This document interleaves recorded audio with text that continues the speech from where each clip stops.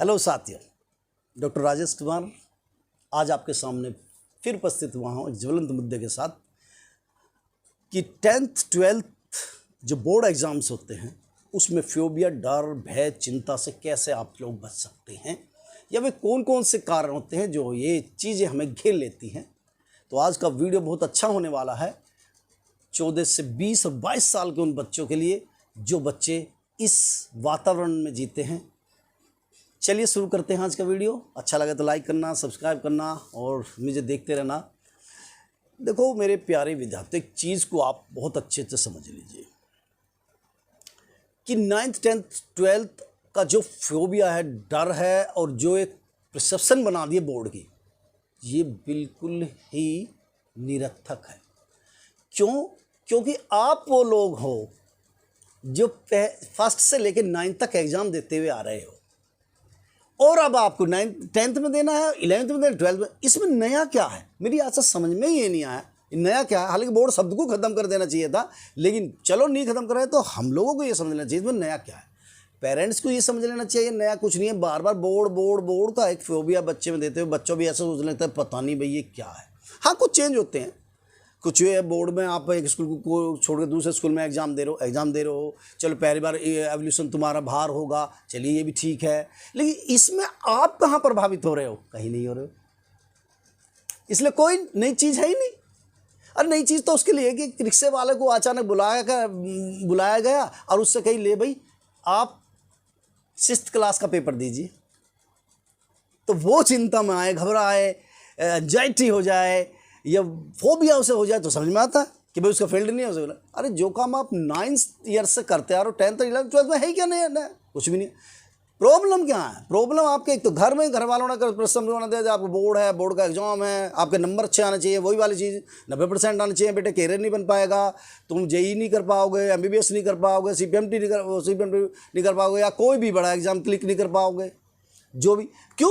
क्योंकि बहुत high competition है बच्चों, बहुत। तो ये कंपटीशन की अप्रोच, तुलनात्मक अध्ययन, नंबरों का भय जो है, ये चीज़ आपको बिल्कुल उलझाती सी जा रही है। बच्चन में उलझ जाता है इतना, उसे किताब से डर नहीं लगता है, उसको किताब से डर नहीं लगता जितना कि एक्स्ट्रा जो उसको जो से लोग जो वो करते हैं,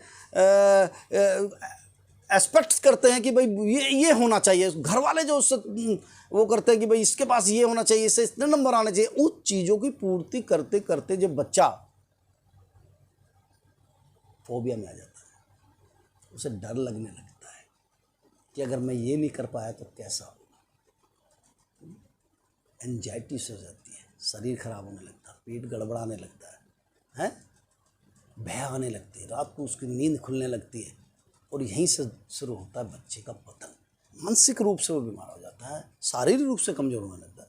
हमें समझना चाहिए बच्चों, आप लोगों को समझना चाहिए, पेरेंट्स को भी समझिए, इस वर्ग में बहुत सारे फिजिकल और मेंटल चेंजेस बॉडी में आते हैं, हार्मोनिकल चेंज भी आते हैं, फीलिंग वाइज भी चेंज भी आते हैं।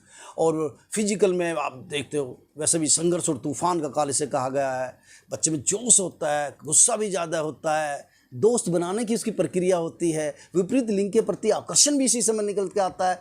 तो उसे दोहरा, तुम लोगों को दोहरा काम करना, एक तरफ तो यहाँ काम करना है कि मेरे अंदर ये चेंजेस है, ये चीज़ आ रही है, दूसरी तरफ उस फोबिया को भी हैंडल करना है जो 10th और 12th का लोगों ने बना दिया है कि मुझे इतने नंबर लेना है। तो दोनों तरफ आपको काम करना है, दोनों तरफ पेरेंट्स को तो एक ही तरफ काम करना है, आपको बेटे दोनों तरफ काम करना है। इसलिए आपको बहुत अच्छी मेहनत करके रखना पड़ेगा, आपको समझना पड़ेगा इन चेंजों से मैं गुजरा हूँ और इन चेंजों से ये है फोबिया। आप कर क्या सकते हैं? देखिए बच्चों, क्या कर सकते हैं? सोसाइटी आपको टेंशन देगी, बहुत सारी उम्मीदें आपसे पालेगी, माँ बाप भी बहुत सारी उम्मीदें पालेंगे, ये सब चीज़ें उन्हें पालनी भी चाहिए, पालने दो, बो दिया पेड़ पानी देने दो। अब आप लोगों की भूमिका क्या होती है? पहली बात, इस सिनारियो को समझने की आवश्यकता है। अगर आप बहुत होशियार बच्चे हैं, बड़े समझदार बच्चे हैं, तो पूरी साल का टाइम टेबल बनाइए। सबसे पहले टारगेट बनाइए। टारगेट मान लीजिए 10th है, 11th है, 12th है, चलो 90% नंबर जो भी लाने आपको, मैं ही नहीं कहता, जो भी आपने टारगेट में बनाइए, उसके साथ एक टाइम टेबल बनाइए। पूरी महीने का, पहले एक महीने का बनाइए। उसमें उन सब्जेक्ट को ज़्यादा प्रमोट करिए जिन सब्जेक्ट्स में आपकी वीकनेस ज़्यादा है।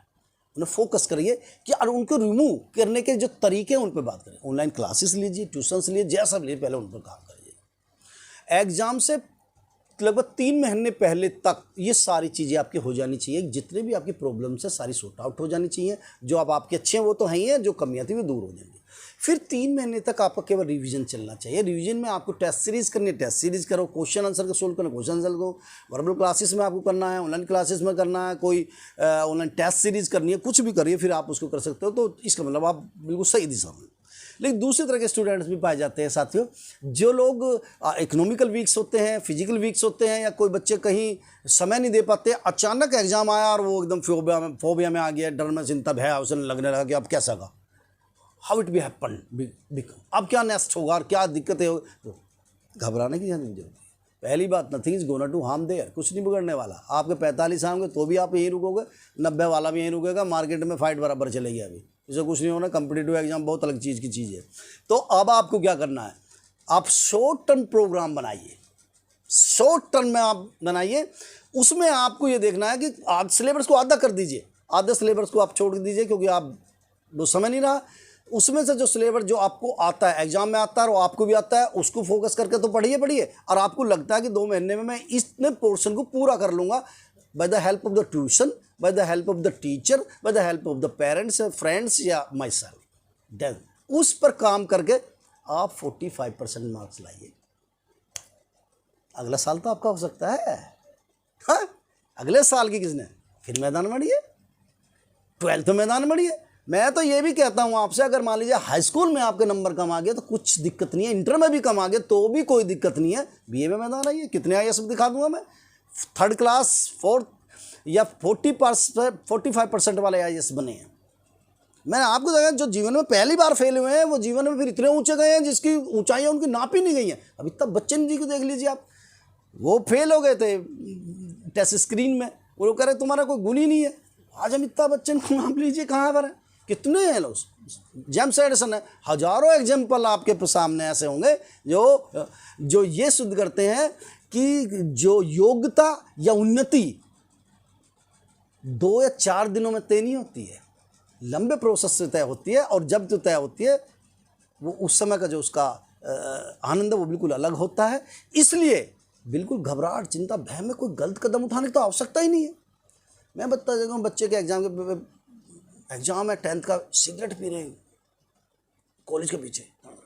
इधर मैंने पूछ भी लिया स्टूडेंट से, बेटा क्या बात है, सर एग्जाम है मेरा। अरे तो क्या हुआ है, इससे सर रिलैक्स हो जाता हूँ। एग्जाम के बीच में गुटखा खाते हैं, बहुत सारी समस्याएं हैं। तो मैं देखता हूँ कि ये भविष्य में अभी हाई स्कूल के स्ट्रेस को नहीं झेल रहा है, तो जीवन का स्ट्रेस आएगा बच्चों, कैसा करोगे। जीवन में बड़े उतार चढ़ाव आते हैं और बड़ी परीक्षाएं होती हैं, उस समय टूट जाओगे, आप टूट कर बिखर जाओगे। और मैं फिर बताता हूँ, कोई संभालने वाला नहीं मिलता, संभालना आपको खुद पड़ेगा और खुद अपने रास्ते तय करने पड़ेंगे। इसलिए कभी समाज, सोसाइटी और के पॉइंट ऑफ से ना होगा, अपने पॉइंट ऑफ से देखिए, अपने पॉइंट ऑफ से अपने समाधान ढूंढिए और फिर आगे बढ़ जाइए। देखिए एक दिन कामयाब हो गया, कोई भी रोक नहीं सकता, no can be stop you, कोई भी आपको रोक नहीं सकता। इस दुनिया की तमाम ताकतें आपको रोक नहीं सकती यदि आप में जज्बा आगे बढ़ने। तो इस फोबिया को समझने की आवश्यकता है हमारी। पहले मैं बता दूं, जो फोबिया बचपन से हमारे माँ बापों ने, सोसाइटी ने हमारे दिमाग में डाल दिया, पहली 1st 2nd 3rd 4th 5 6 7 तक आने को पढ़ना है, हमारी इज्जत आपके साथ है, या 90% नंबर लाने पे, या क्लास में फर्स्ट आना है, या लोग क्या कहेंगे है वही ध्यान आता है, लोग क्या कहेंगे, लोगों का काम है कहना। तो इसलिए बिल्कुल बढ़िया लाइन है। तो मैं इसलिए कहना चाहता हूँ, लोग क्या कहेंगे इस बात में कुछ नहीं रखा है, आप क्या कहोगे अपने बारे में भविष्य में, ये मैटर रखता है। हाँ, प्रयास करके असफल हुए तो आपका मन आपको इज्जत करेगा आपका कि हाँ भाई मैंने एफर्ट करा। हाँ, लोगों के अनुसार चले और फिर गलत कदम होगा, फिर आप पजल से हो जाओगे और कभी डिसीजन ले। इसलिए 10th ट्वेल्थ का जो फोबिया डर भय उसे बिल्कुल दूर करके रखना, एक बढ़िया सिस्टम पढ़ने का बनाना, सिस्टम कम तो से कम समय तो कम के अनुसार बनाना, पास होते हैं तो भी वेल एंड गुड है, फेल होते हैं तो भी वेल एंड गुड है, 90% आते तो भी वेल एंड गुड है, कॉलेज में फर्स्ट आ जाए तो भी वेल एंड गुड है, यूनिवर्सिटी में टॉपर हो जाए तो भी वेल एंड गुड है। हर चीज़ अच्छी है, सिर्फ नज़रिया चाहिए सोचने का। कोई भी चीज़ एक समय घटी हुई घटना केवल तुम्हारा भविष्य तय नहीं कर सकती है, नहीं कर सकती है। इसलिए भविष्य कई घटनाओं से कई चरणों में जाकर कंप्लीट होगा, इसलिए एक दो से मत घबराइए। जरूर नहीं एक टीम एक बार हार गई हो तो वो सारी टीम हारेगी। हमने देखा कि चेन्नई सुपर किंग्स 3-3 मैच शुरू के मैच हार जाते हैं, बाद में कप ठा कर ले जाती है।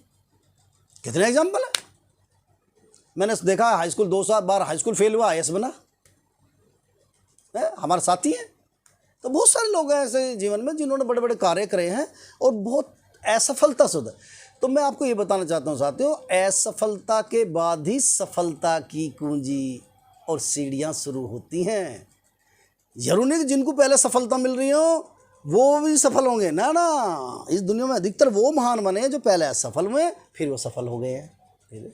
इसलिए मेहनत कीजिए, ईमानदारी से मेहनत कीजिए, माँ बापों का नाम रोशन कीजिए, उनकी भावनाओं की कदर कीजिए, लेकिन दबाव न सहन कीजिए। माँ बाप को भी ध्यान रखना, बच्चे को आप पॉजिटिव मूव तो दीजिए, उस पढ़ने के लिए उसे मोटिवेट तो कीजिए, नंबर लाने के लिए मोटिवेट कीजिए, सब चीज़ मोटिवेट, लेकिन उसके दिमाग के जहन में एक बात रखना कि बेटा एक बात सुनिए, तो कुछ भी करेगा हम तेरे साथ हैं बस। और ज़्यादा अच्छे पेरेंट्स हैं तो उनके लिए स्टफनी का जुगाड़ रखिए। अगर लगता है बच्चा फेल हो जाएगा, दिक्कत नहीं है पढ़ने में, तो उनकी इंटरनल क्वालिटी को पहचानते हुए स्टफनी का जुगाड़ रखिए कि बच्चा अगर ये नहीं कर पाएगा तो हम बिजनेस करा देंगे, बिजनेस नहीं करेगा तो हम इसे अपने किसी बिजनेस में डाल लेंगे, इस प्राइवेट जॉब कर लेगा या जो भी। बहुत दुनिया के लिए, दुनिया इतना संसार है, जीने के लिए हम इसमें जिएंगे। तो आज की वीडियो का मेरा उद्देश्य मेरे साथियों यही था, मेरे प्यारे बच्चों, कि yes, I will do, I can do at any condition, at any cost, without any stress, without any पिटारा रखे हुए जो पिटारा रखे ना, टेंशन का पिटारा में झुके हुए कैसे इतनी बड़ी टोपली को लिए घूम रहे हैं, उसको तार के रखिए, ज़िंदगी को जिए। ज़िंदगी देखिए कितनी खूबसूरत है, कितनी आनंद है।